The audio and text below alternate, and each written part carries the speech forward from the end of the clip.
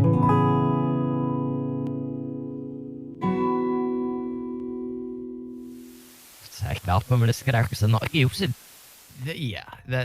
what would you rate this? What would you rate TENET out of 10? You're a podcast host and you just made that joke. You're like black market subplot. Oh, that was awful. That was terrible. I hated that. The movie frequently points out that inverted bullets are extremely dangerous for regular people, as if normal bullets somehow weren't dangerous as well. Welcome back, folks, to another episode of the Socratic Cinema Podcast. My name is James DeLisio. I'm Kasey Clark. And I'm Charlie Heatherly.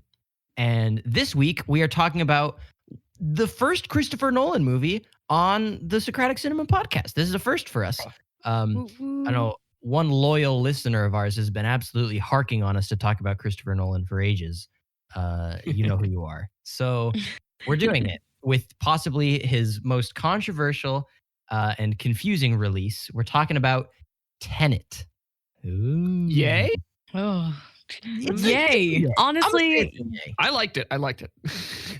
I would just like to clarify. It's yay, but with the upside down question mark and then 3 dots at the end. Yes. Yes. Yeah, that's it's a good. Actually yay spelled backwards.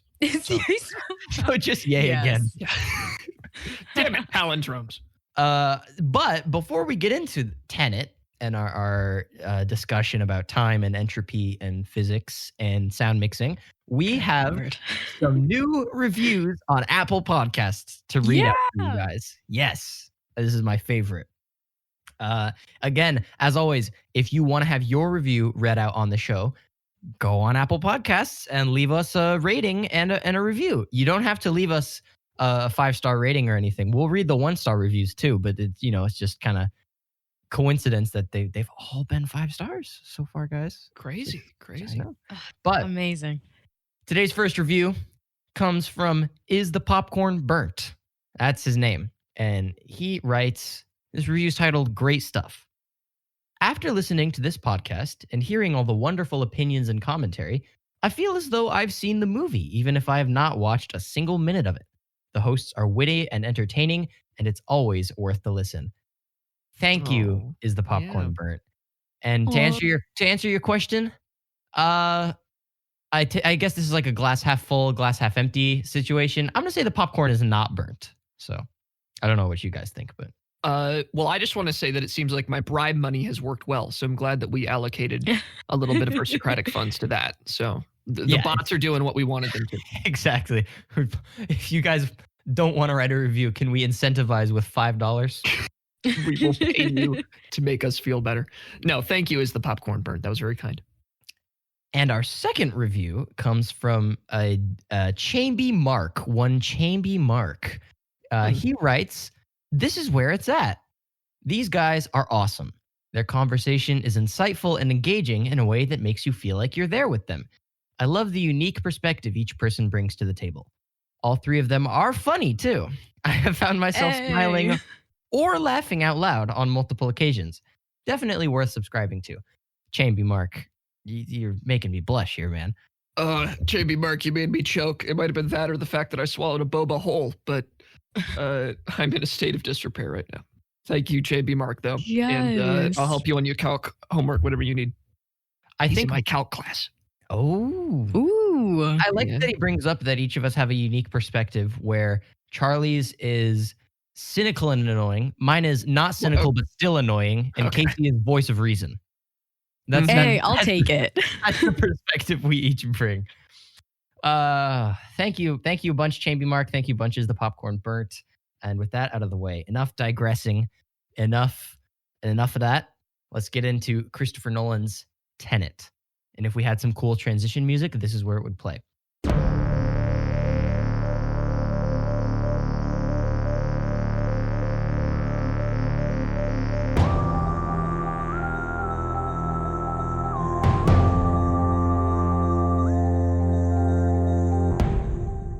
Guys, let's give our initial impressions with TENET, like we always do. I'm gonna, leave it up to fate to decide who goes first here. And by fate, I mean Charlie, Kasey, which one of you wants to go first? Kasey, go. Okay, I'll go. TENET. Great. Great to watch, not great to understand.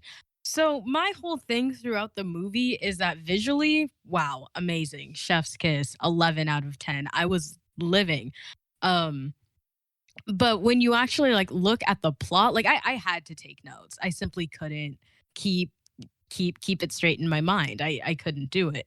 Um, and I think that the movie itself is just it's like a really cool concept. Like Nolan had this concept. He's like, "Yo, what if everything moved like backwards but also like forwards? Like wouldn't that be cool?" And then who's gonna tell Christopher Nolan no? Um, and he's like, and what if we use like the same things that like they use in like the Matrix to kind of like make it look like super cool and yada yada yada. And they're like, oh yeah, Christopher, that's so great. What's the plot gonna be like?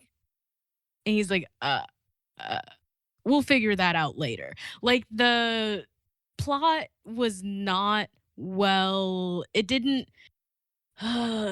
support the concept and the visuals like it should, in my humble opinion. Like it is good, but I have never watched a movie with such like ambiguous exposition, and each time they explain it, it gets more and more confusing. That's a really good way to put it. Yeah. And it's like we had like back-to-back scenes of stuff getting explained, and I said I couldn't do it, and I was It like, made how less is it? sense. I know. Each It time made they less sense. each time they explain it to you, it gets more confusing. Mm-hmm. It was, yeah, but overall great. Would watch it just to watch it, but once you start like to actually look at it, you can poke bigger holes in the plot that are already, you know what, you don't even have to try to poke holes in the plot because they're already so there. You can already see right through them. Yeah. So what would you rate this? What would you rate Tenet out of 10? It. um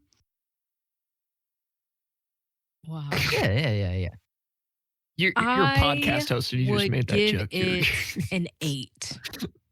Oh, is it because the 8 is a symmetrical, like top and bottom? The infinity. Yeah, It's the, I was gonna give it an 8 for the same, Nope. just purely for the aesthetics, just because 8 is like a symmetrical forward backwards Z. Charlie, yes.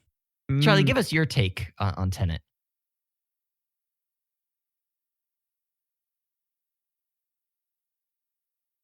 So I actually have a secret to reveal to you guys. I understood Tenet entirely. In fact, I understood it so much I made one of those Pincer time attack machines, and I've just time pincered to the end of this recording, and I figured out that we still have no idea what the hell is going on in the movie. It is nonsensical.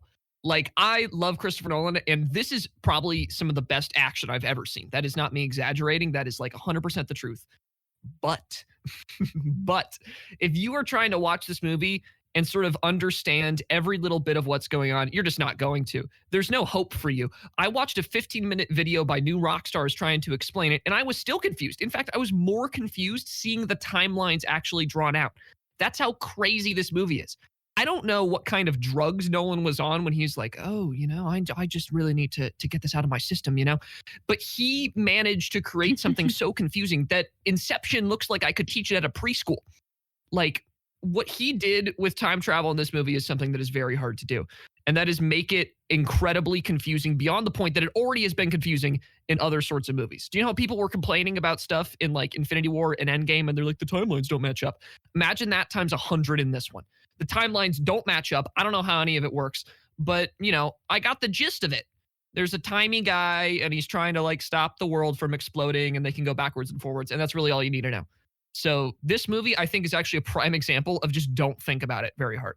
Just like watch it, enjoy it, get all of the Denzel's great son, acting baby. from, is his name John David Washington? Is that the Yep. fantastic. I didn't know that until after. It's crazy.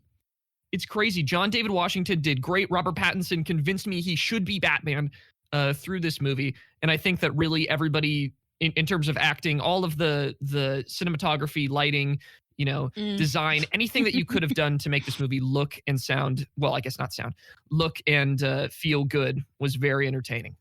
One quick note, though, maybe they should not do all of their explanation through 3 layers of plastic masks. That's just, Yeah, gosh, they should put the mic on the inside of the mask, please. Yeah, but 8 out of 10, I think, both because it's symmetrical, you've convinced me there, and because it's what this movie deserves. Right. Makes sense. So I feel similarly. I definitely have some pros and cons with Tenet. Pros, like Charlie said, action is incredible. Another pro, really love the soundtrack of this film. I thought that the music, as boomingly loud as it was, the music was really, really cool. Another pro, Robert Pattinson and John David Washington have one of the best bro dynamics ever. I think they're bringing back the bro dynamics that we need. We so desperately need this platonic bond that Robert Pattinson and John David Washington have in this movie. And another pro is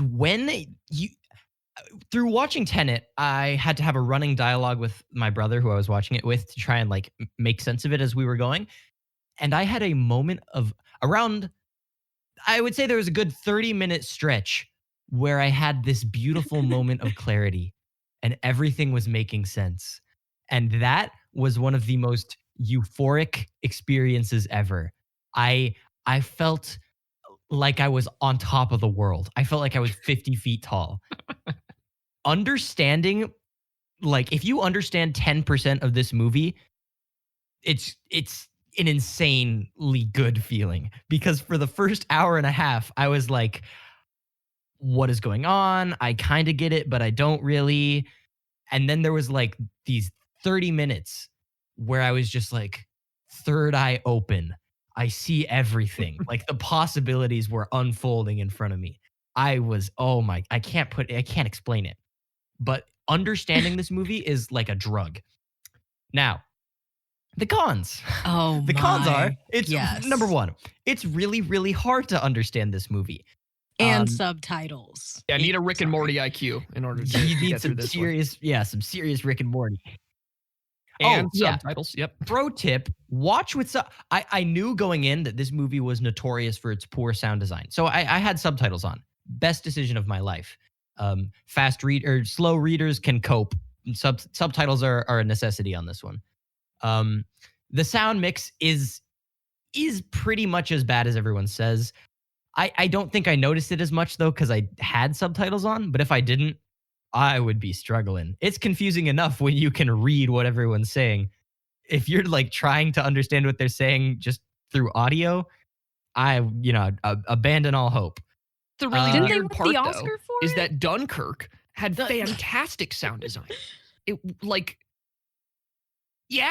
And then they come into this movie and they just forget how hearing works, and it's just all over from there. So I think I don't know.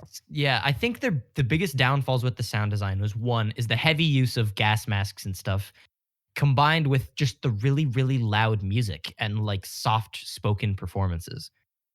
And it just combines into this really unfortunate mix where you can't really hear what's going on. And we'll get more into the sound mix later. I don't want to get too digressy here. Yeah, so the main cons are the sound mix and just the lack of understanding that the movie gives you. It doesn't really do a good job of this is tell, don't show in the worst way possible, they do all this telling, except none of it matters. Normally you want to avoid telling instead of showing because it's boring. The exposition is not boring in this movie. It's just incomprehensible.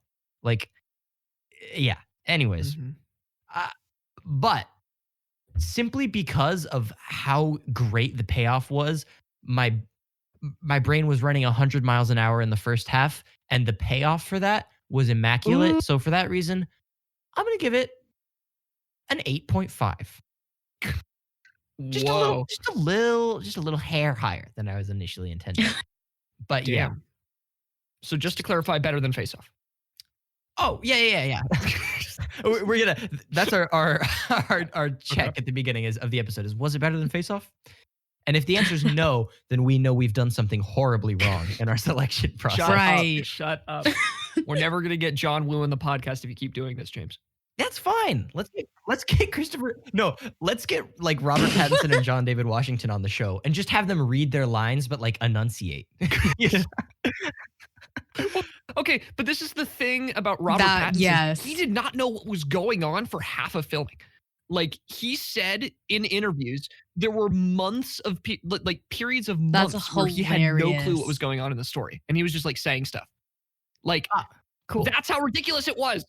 He had the director there to explain it to him, and he still could not get it. And I thought that like Robert Pattinson was just being a dunce or something because he was in Twilight, so you sort of have to assume that of every actor in those films. But he's really smart. And when I watched this movie, I was like, I completely agree with you, Robert. I completely agree. I'm the dunce for thinking that you were a dunce because, how do the actors not even know? How can they do that? I don't know. I really want to like sit down and with a highlighter and a blue ink pen and just read the screenplay and annotate the hell out of it just to like make my own master understanding of it.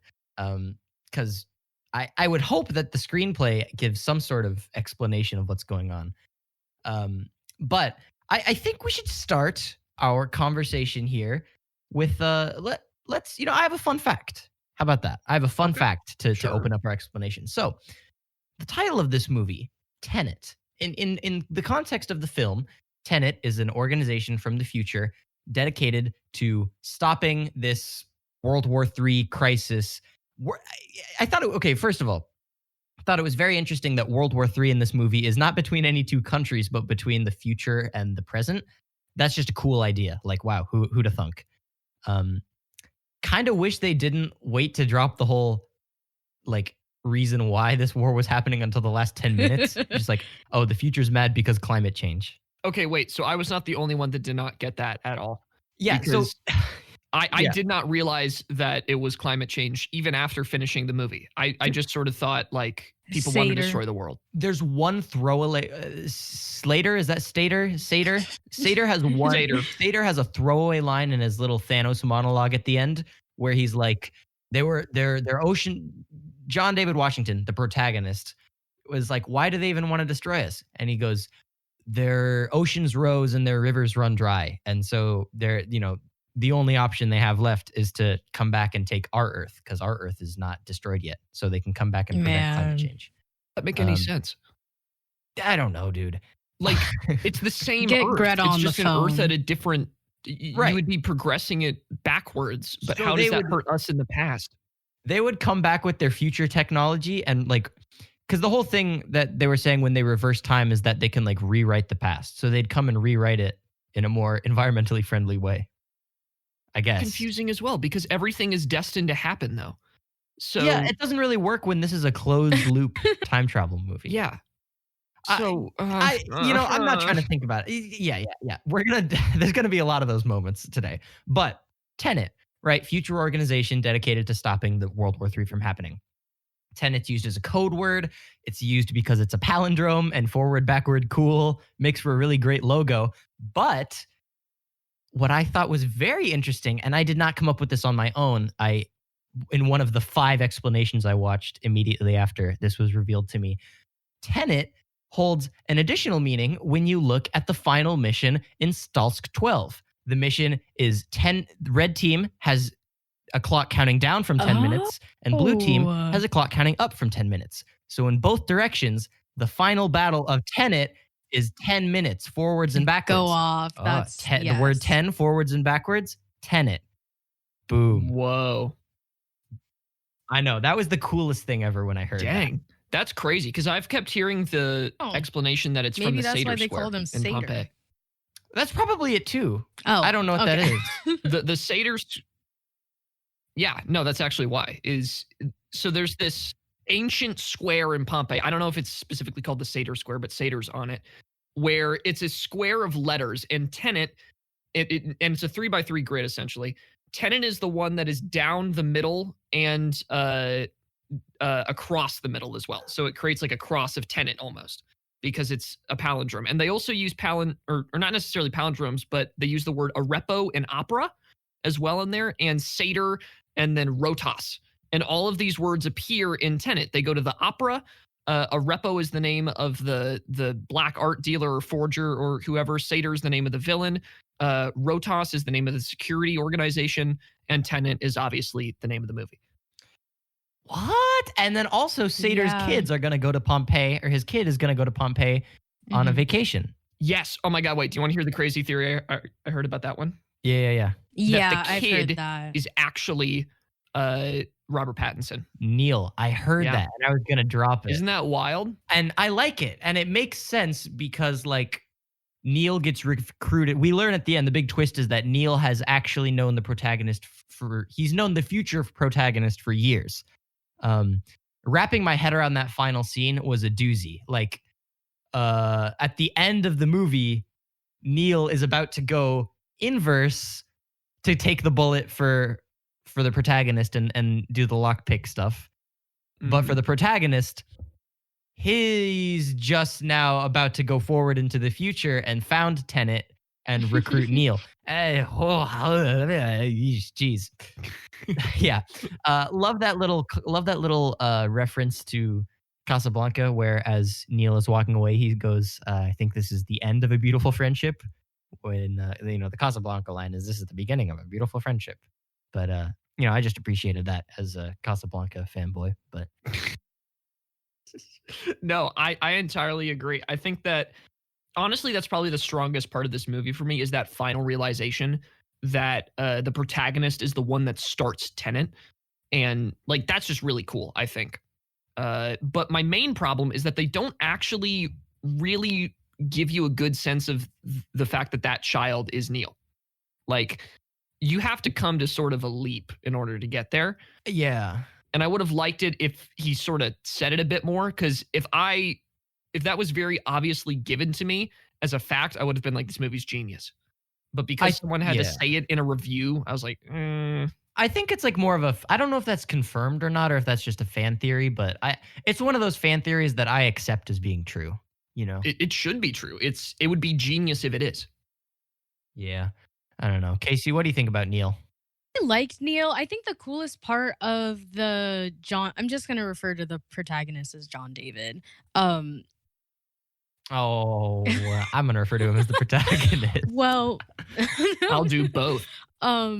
with John David and Neil is that their relationship is like very, like as James said, it was like the bro relationship that we've been missing. Like they have great chemistry, and so for them to reveal that it's like, oh yeah, I've known you for like years. Like that's like such a great tie-in to be like that's why they like instantly clicked, which I found just really Yeah. interesting and fun.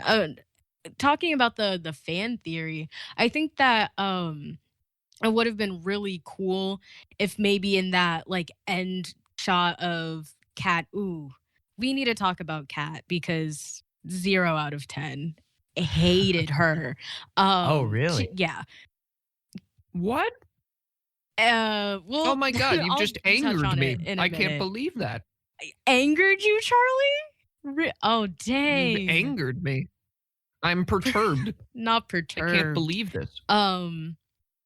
That in the scene where Kat's walking away with her son, like if they on his backpack like had put the keychain or something with the washer on it, I would have that would have been, fell out. That would have been great. That would have been But it. yeah, I think because I mentioned it to my parents when I was watching it with them, and I think the only thing like with the majority of the movie would be figuring out the timeline of how that would be Neil. Yeah, so I've seen an infographic of Neil's timeline. I'm going to throw it in our Discord right now. Oh, wait, no, that's still the backwards Tenet title that we're joking around with. Here we go. So this is what this is from New Rockstars. Essentially, Neil's timeline starts as a little baby boy in London. Sometime in the future, the protagonist recruits Neil to Tenet. He inverts his way back to the opera siege at the beginning, where he saves a younger protagonist's life. He then inverts again. Now he's traveling forward, and we get the events of the movie, Mumbai, Oslo, then the car chase. Then they invert again back through the events of the movie, And then, the Stalsk 12 climax takes place as it does. The one thing that really confused me about Neil is that they make this whole point about the red and blue team in the Stalsk climax, and it's like blue runs backwards, red runs forwards. And I was just barely understanding time pincer movements at that point. So this was like, I was like, okay, I can do this. I can handle this. And then apparently Neil like inverts. He goes against the rest of blue team and like he switches. That was not at all made clear to me. Maybe I'm just like missed it, but I feel like they didn't do a very good job at communicating a lot of what was really happening in that final battle. Cause there's so much that just like happens. And honestly, I think that's at the fault of the editing more than anything. The editing in this movie is very good. But it falls short a lot of the times in communicating exactly what's going on. And I'm also going to blame costume design here. Having Neil be in a huge gas mask and you're just supposed to sort of know by his eyes that it's Robert Pattinson. I couldn't do it. Sure. I couldn't. It was not communicated to me at all that Neil was doing any of the things he was doing.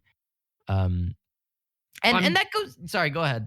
I'm pretty sure that somewhere within that sequence they have a shot of him going into one of the turnstiles in Stalsk. But I agree with you. I think that putting a time pincer there after only really briefly explaining it, just like, I don't know, must have been 30 minutes before, I didn't really have enough time for my brain to like truly understand like this is why they're doing a time pincer and everything. I still don't really get what the whole point of a time pincer is. Like, sure, they do the mission and then they come back and have knowledge of the mission. I think it's just that the whole closed time loop is super duper confusing. I think especially ahead, like when focusing on Neil, because like James, I had no idea until I was like, wait a minute, he's driving the car. But I just saw him got shot in the face. Like, I'm like so confused. Yeah. So essentially how I kind of like broke it down is that like Neil created like a pincer movement with himself, and how like the turnstiles work is that you have to like your forward and backward self have to enter at the same time and exit at the same time. But essentially like he created a loop where he's going forward and he dies. So there's just like his reversed version running around. So like he's stuck in it's opposite. That his let's just say that one of the two versions of himself is the one that got shot. So therefore that version just keeps getting like he goes in, gets shot, and then that's essentially like that's the end of that version. But he still has this other version, which we see is the one that's moving forward, I believe. And that's the one that goes off with Aaron Taylor Johnson's character and like pulls them out like just in time. So essentially the whole movie is a giant pincer movement, which is why or maneuver, which we find out with John David's character, where like he's the version of himself going backwards and moving forwards and going backwards and moving forwards, while his future version, who started TENET, is just like sent this version backwards. Does that make sense at all? I feel like I lost it like halfway through. I think that's going to be inevitable in trying to talk about this movie. But I think I get what you're saying. Because dead body Neil in Stalsk 12 is inverted. That's why he springs up from the ground and gets shot and picks the lock and walks backwards. Right? So at the end of the movie, where he's in the final, second to final scene, where he's talking to Ives and the protagonist. That's why he's like, okay, I've got to go run down there, pick a lock, and take a bullet for you now, so that my inverted self can do it backwards. Yeah.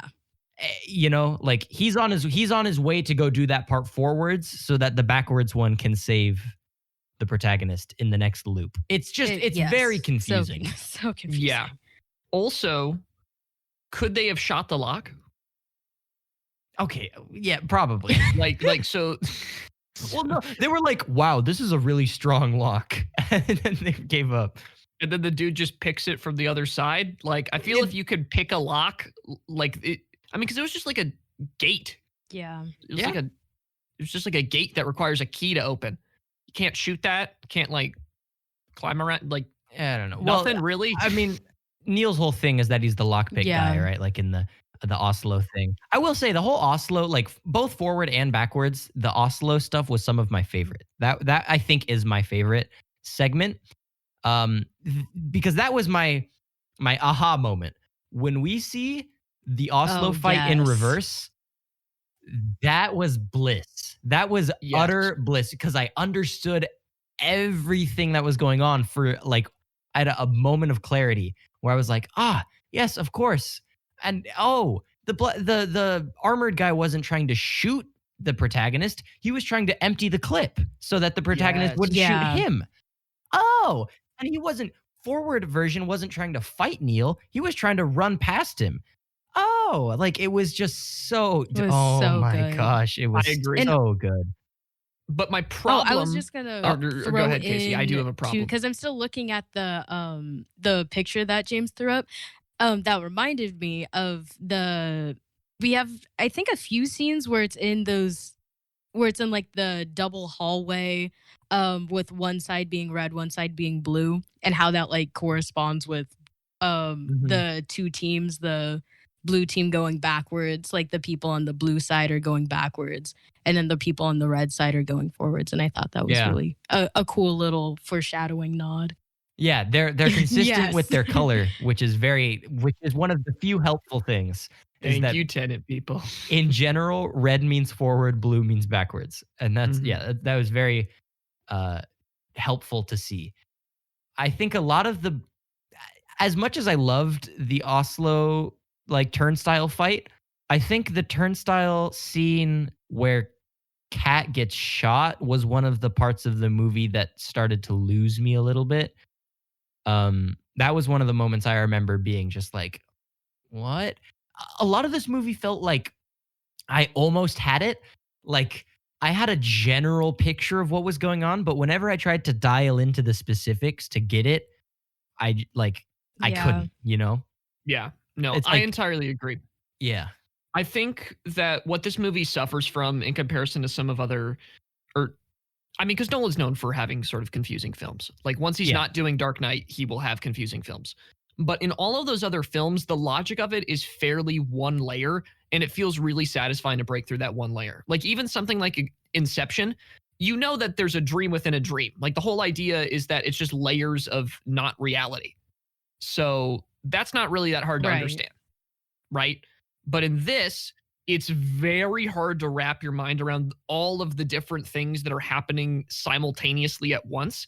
And I think that's where the sort of aha moment of this film struggles a bit, is that it's really satisfying once you get to that Oslo fight and being like, oh my God, I understand it all. But then after that, you're not really left with that, I understand the entire movie. Yeah, you don't get the rest of it. You get that one part.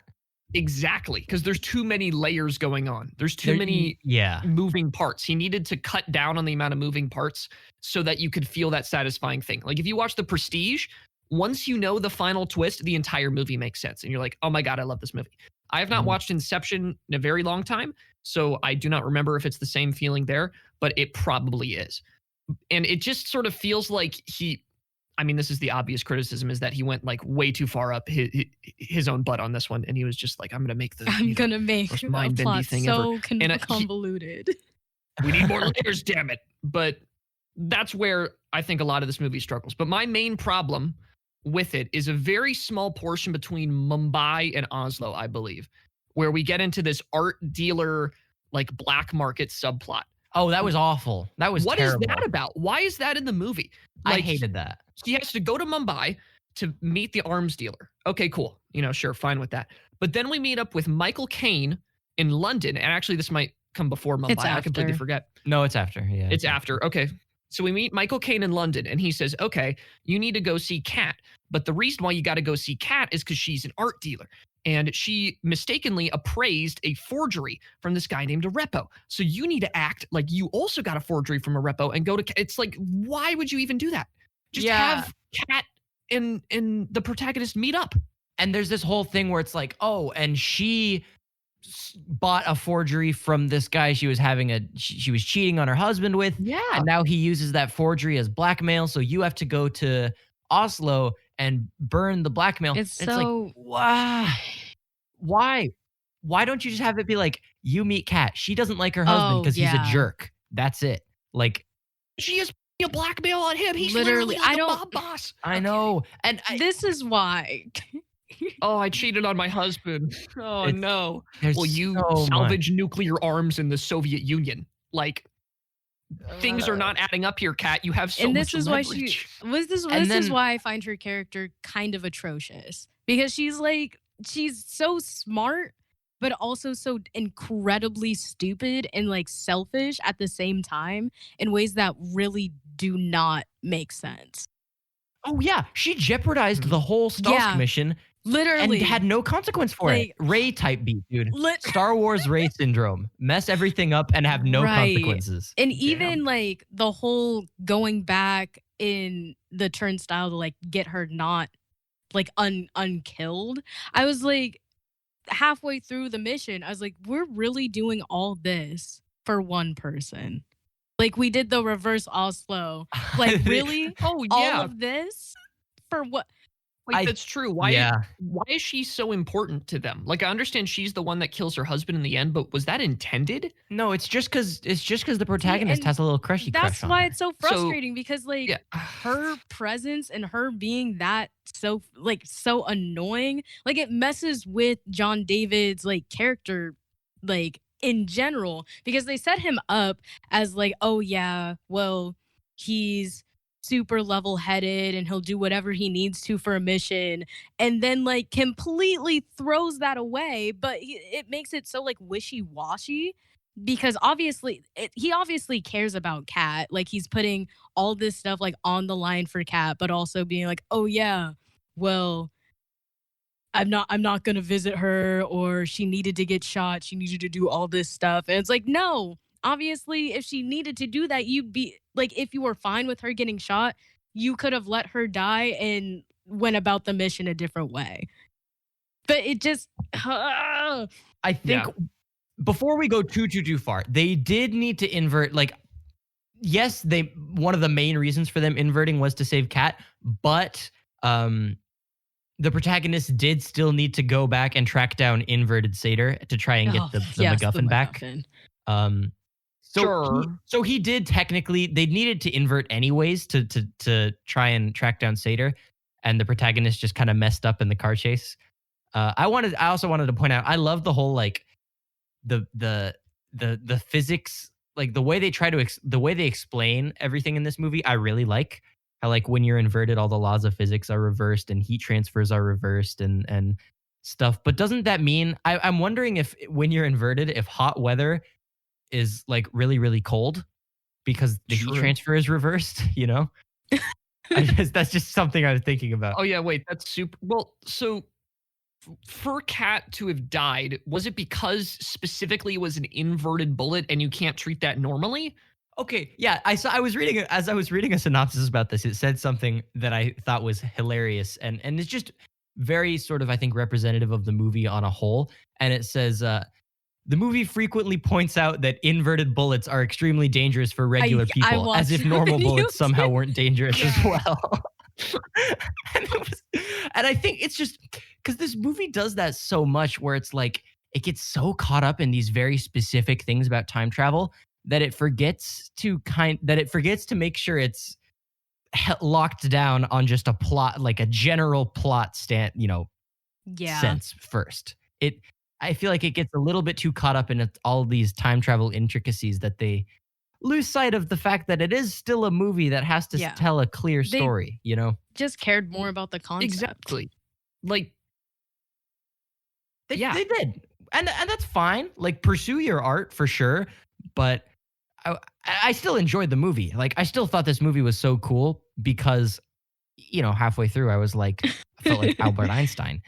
Um, but yeah, it's like, make your art, pursue your crazy topic, but let us enjoy it too. Did they I- explain anywhere that inverted bullets do more damage to the human body? Like, not that they're dangerous, because of course they're dangerous. Yeah, it gives you how they were talking about this is like radiation from fission or something. Oh, so Inverted they have to, stuff, gives you inverse Yeah. radiation. so they had to get regular Yeah. radiation to 'Cause cancel in- out the inverse radiation. Because No, in so my head, I was like, yeah. oh, I mean, maybe it's because it's creating like the exit wound first, but that's not. And they're That's what I like, nope. thought. Yeah. Oh no, it's a timey-wimey radiation thing. And so that way, when inverse bullet is in forward cat and they reverse it, you change the sign of everything. So now inverse cat just has a regular bullet and no radiation because it's not inverse anymore. And It's so ridiculous. I know. Dude, you want to know what made me so mad in this like scene where they're inverted on the boat going to Stalsk 12? And Kat's like, what's going on? First of all, I was like, same, Kat. What is going on?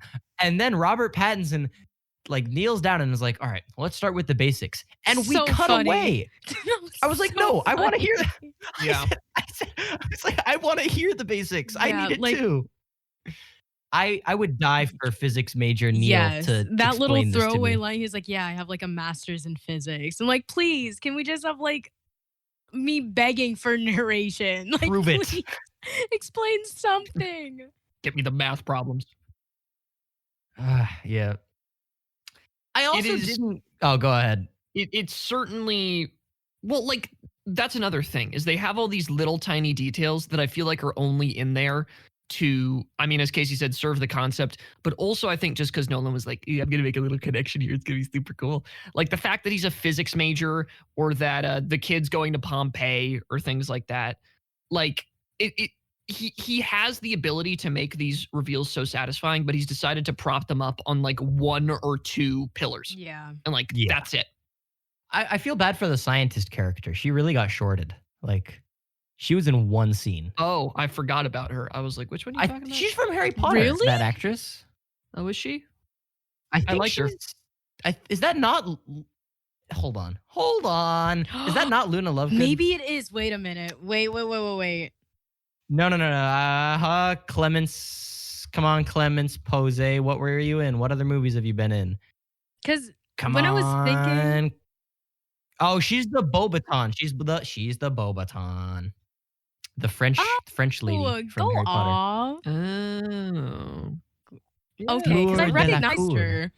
And then I was like, later in the movie, I don't know why. Well, she and Kat look alike, but I was like, that's not Kat. I thought it was okay.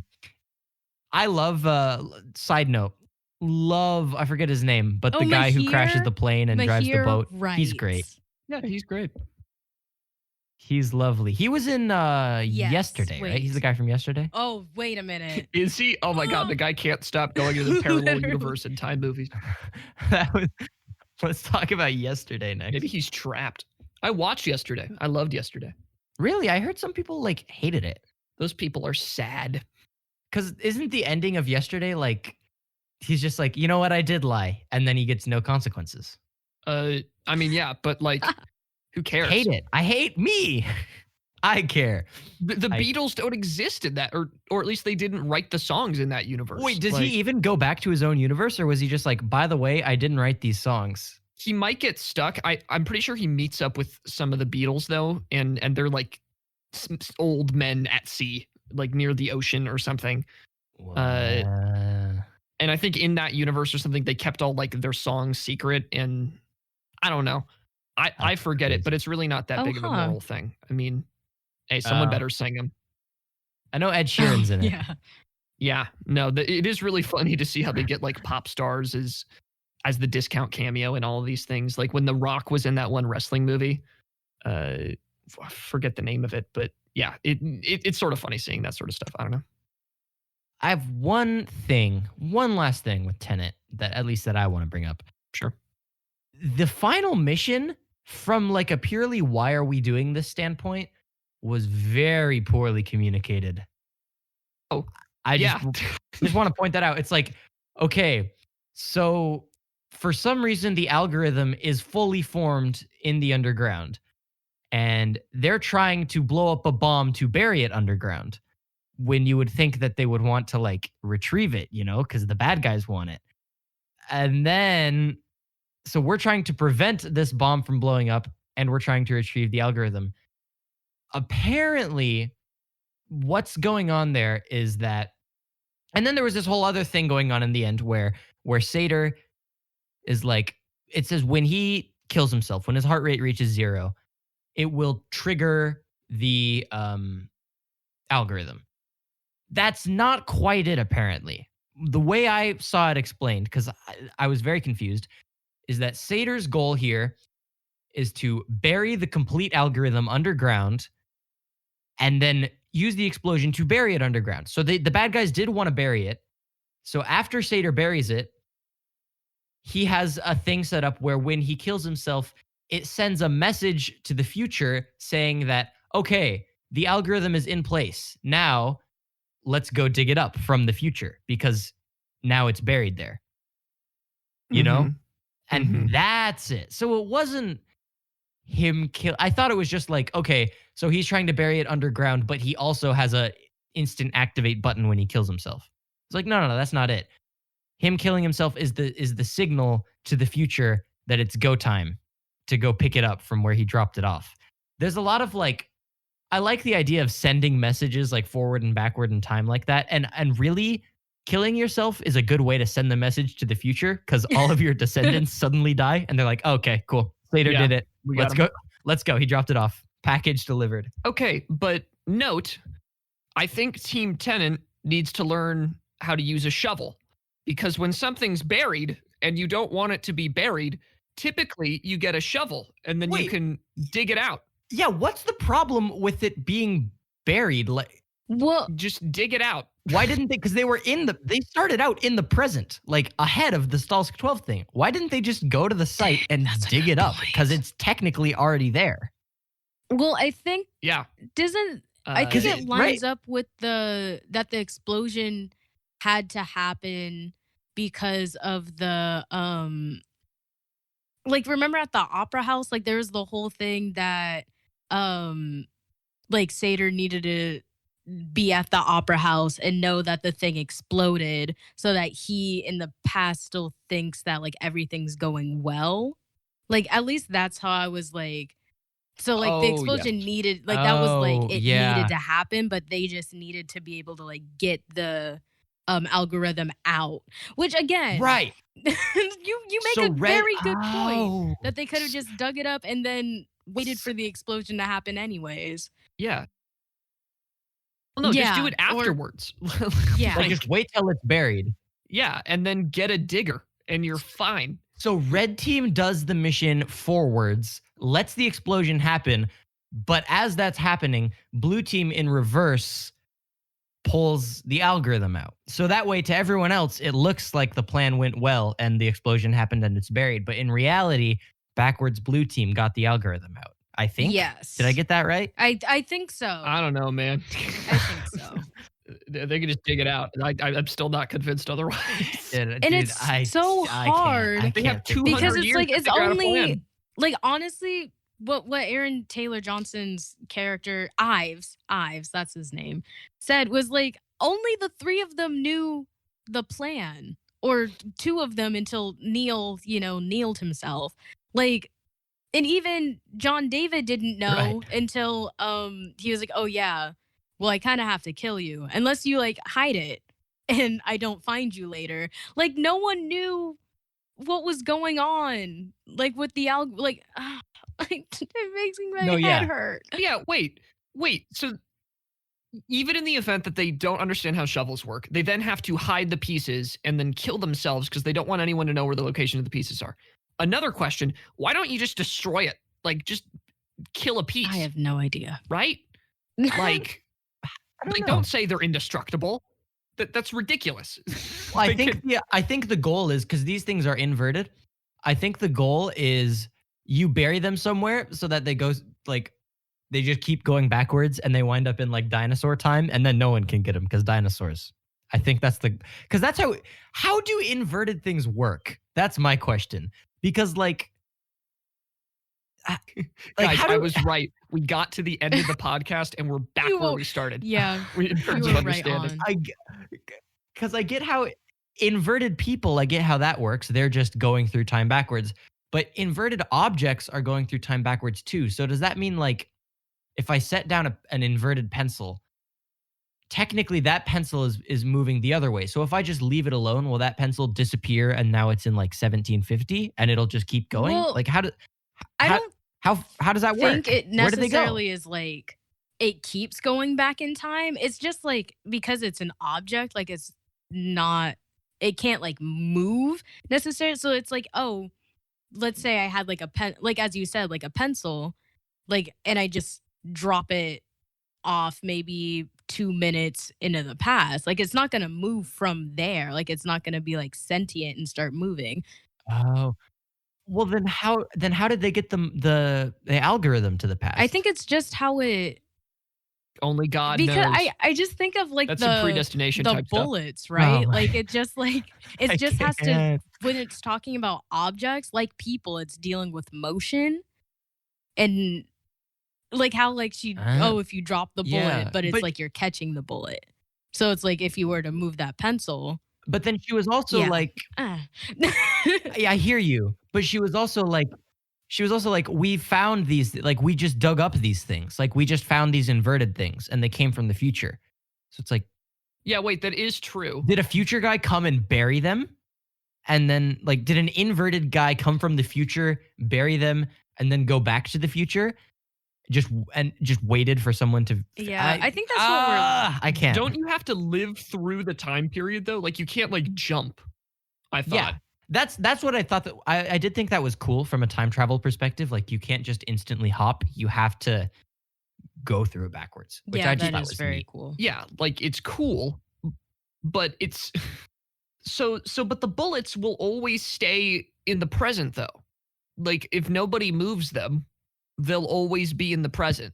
So Like then the- they're not really so inverted after all. They're just kind of static, I guess. Yeah, they're just a special effect that Christopher Nolan liked. Is what they are. Yeah. But the car, All right. the car I uncrashing. don't know. Now that.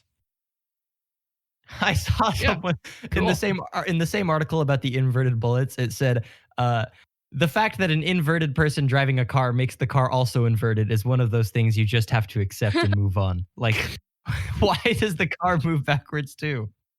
Yeah, wow. I mean, guys, we're all idiots, and within 50 minutes, we managed to find a lot of these crazy Yeah. clowns. Yeah. Now, imagine being a screen tester for this movie. And Oh they my go, God. so did you understand it? Did you like the film? And you're just like, you're too scared to say no. Because if you say no, you'll just be an idiot, right? Like No, everyone's, no. Better yet. They got the test audiences. They said, "Did you understand it?" And they were like, "No." And then you just hear Christopher Nolan in the back being like, It's "Yes, done. put it out. It's done." It's like, this is what he Done it. wanted. Bro. But seriously, I think compared to the next movie I have Oh, in mind for us jeez. guys, this is going to be the hardest thing. But next time, I think. dude. Have you guys heard of Willy's Wonderland? No, my parents told me to stay away from there when I was younger. Some shady characters coming out of there. I if you haven't heard of Willy's Wonderland, it is Nick Cage's new movie. It's a Five Nights at Freddy's ripoff. But it's Nick Cage Oh fighting animatronics. My God. But what draws me to this movie? What draws me to this movie is two fun facts about this film. But if we cover it, I kind of want to save the fun facts for the actual thing. But one thing to hopefully rope you in is that there's no dialogue. Nick Cage does not speak a single line in the whole movie. Oh, wow. What? And I hope that entices you enough to agree to watch Willy's No, Wonderland. James I'll watched totally Face watch Off it. and I'll he was totally like, watch what it. Are you if kidding Nick me? Cage just didn't talk? Like at all. Yeah, what if we shut How this do we guy shut up? this guy up? James Nah. really hated the launch of History of Swear Words. You guys made me watch Face Off. I'm making us Wow. watch Willy's Wonderland. Okay, as long as I get to clickbait the title as the Five Nights at Freddy's movie is finally This come is this really is. Yeah, do it, do a it, do it. ripoff. All right, As perfect. long as it's not Antebellum, I am sitting pretty. Oh wait, no, that was next, Kasey. I'm Yeah, sorry. Yeah, We forgot to tell you. we've already watched it. We've already filmed the podcast. This is just us moving backwards in time now. Oh yeah, I'm gonna So just that, experience it. You know, It's a you'd Pincer understand movement. it if you were Oh, smart. yeah. You'd understand if you were smart. Yeah, Kasey, we've already recorded the Antebellum episode. Yeah, We you Wow, haven't actually gotten really? there liked yet. it. It's Which a was pincer Pincer movement. movement. It's a It's like, pincer oh yeah, movement. you totally enjoyed it. You didn't have Pincer to movement. make the therapy that you underwent to. No, yeah. Yeah. Yeah, it was great. No, you thought that the Civil Oh, War era yeah. was tasteful. I didn't expect it to be. But, It's like- that's what you said. Yeah, you really appreciated how No, literally, sympathetic I'm they like, I was painted the white empathetic shirts. with That was your favorite. the Confederate soldiers. Really The just. slave owners. Moving backwards in time also reverses your personality. There's no clear no bad words. guys. It's very morally Yeah, there's gray, no. very mature. There's no literally the. who's I really think the the bad guys. concepts, are evil. People aren't evil. Concepts Yes, are. Mhm. And yes, Oh, obviously that's slavery is guilty. bad. Now, obviously slavery is bad, but the people. What if you were living back then? Like it was so hard to not perpetuate With that, those let's- ideas. They must have been so strong. Oh gosh, So strong. peer pressure. Let's temporal pincer movement out of here before this gets any worse. Thank you again for watching another episode of the Socratic Cinema podcast. I hope you were able to somehow follow what we were talking about, and maybe maybe this clarified something in Tenet, or maybe we made it worse.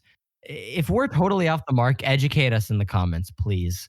But seriously, if you enjoyed this episode of the Socratic Cinema podcast, consider subscribing to our YouTube channel, maybe hitting that bell, leaving a thumbs up, leaving a comment, following on Apple Podcasts or Spotify. You know what to do. Leave us a review on Apple Podcasts, and you might have it read out on air, like Is the Popcorn Burnt or Champy Mark. If you want to support the podcast and the channel and help us move on to bigger and better things, consider becoming a supporter on our Patreon. Our inverted future selves will greatly thank you when we come back from the future and collect the money. I can't stop. Tiers start as low as $1 a month, and you get lots of cool benefits like getting episodes early and having input on what we do next, and first dibs at stuff like merch and stickers if that ever happens. That's not listed on the website, but I'm telling you now, if you're a patron, you're getting those stickers before anyone else. But seriously, just consider supporting. And if you can't, totally understand. No pressure at all. It's just there if you want to, out of the kindness of your heart. Hope you enjoyed. And next time, we'll see you guys when we take a trip to Willy's Wonderland. Thank you all so much for watching. We have been Socratic Cinema. Adios. Later.